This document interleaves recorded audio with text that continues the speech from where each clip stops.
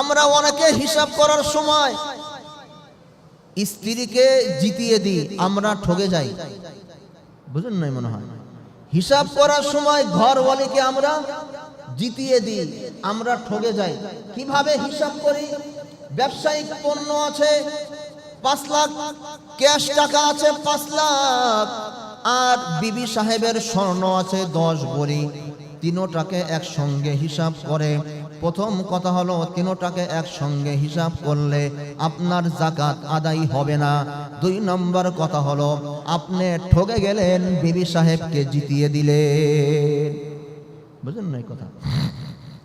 কারণ হলো স্বর্ণ, এটার মালিকানা কে? ঘুমাননি আপনারা তো? কথা কন না কেন? ঘুমায়, সব ঘুমায় নাকি? বুঝেন না হিসাব নিকাশ?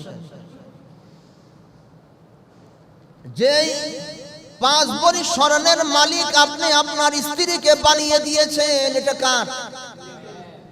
এটা বলতে সমস্যা কি? এটা কার? স্ত্রীর। মেয়েকে 7 ভরি স্বর্ণ দিয়েছেন, এটার মালিক কে? মেয়েরে দিয়েছেন মালিক স্ত্রী।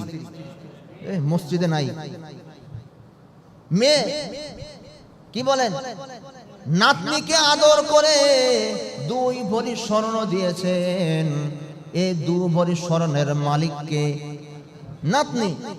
সুতরাং স্ত্রীর যে 5 ভরি স্বর্ণ আছে, এটার হিসাব কোশ্চিন কালেও আপনার ব্যবসায়িক পণ্য, আপনার ব্যাংকের টাকার সাথে এটার হিসাব হবে না। স্ত্রীরটা স্ত্রীর হিসাবে হবে, আপনারটা আপনার হিসাবে হবে। স্ত্রীরটা স্ত্রী যাকাত দিবে, আপনারটা আপনি দিয়ে দিবেন। এবার যদি সমঝোতা করতে চান, তাহলে এবার যদি স্ত্রীর উপরে আপনি ইহসান, দয়া করেন যে ঠিক আছে 5 ভরি স্বর্ণ তো আমি তোমাকে দিয়েছি, হিসাব আলাদা হবে। প্রয়োজন হলে এখান থেকে 1 ভরি বিক্রি করে যাকাতের টাকা দাও। আর যদি না পারো, ঠিক আছে, আমি তোমাকে কিছু হাদিয়া দিয়ে দিলাম, এই টাকা দিয়ে তুমি তোমার যাকাত আদায় করে নাও।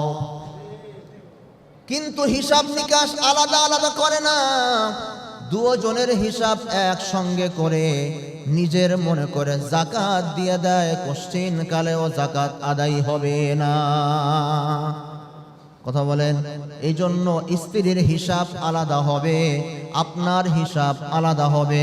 আপনার যাকাত আপনি দিবেন, স্ত্রীর যাকাত স্ত্রী দিয়ে দিবে।